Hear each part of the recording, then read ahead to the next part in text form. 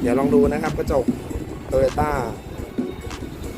ตัวนี้นะครับถ้ามีจังหวะมีเวลาก็แกะออกนะเดี๋ยวเรามาดูพร้อมกันนะครับอันนี้รถของปีไม่ได้ลึกเลยนะรถปี17แกะออกมาปุ๊บมันต้องเนี่ยเดี๋ยวดิฟาบนี่นะครับมันจะเป็นตรงนี้นี่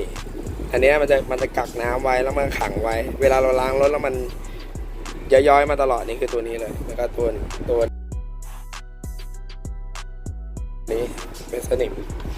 ฝั่งนี้ก็เหมือนกันฝั่งนี้เป็นเยอะหน่อยเป็นสนิมอันนี้ใกล้ละแต่ว่าเดี๋ยวขาดออก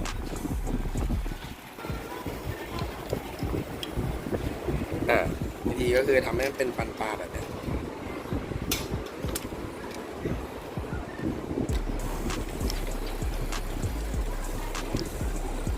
มันก็จะ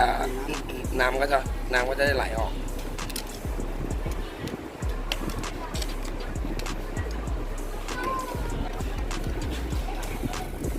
นี่นะครับสองวิธีอันนี้ก็เป็นอีกเราก็จะหนีบอย่างนี้ใช้ครีมก็ได้หนีบ3-4ร่องก็คือได้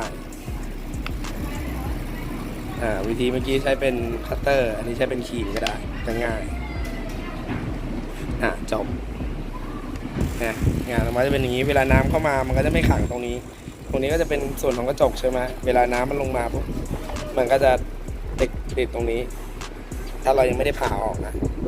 แต่นี่คือผ่าออกไปแล้วปุ๊บมันก็จะไหลลงไปลองไปทำดูครับ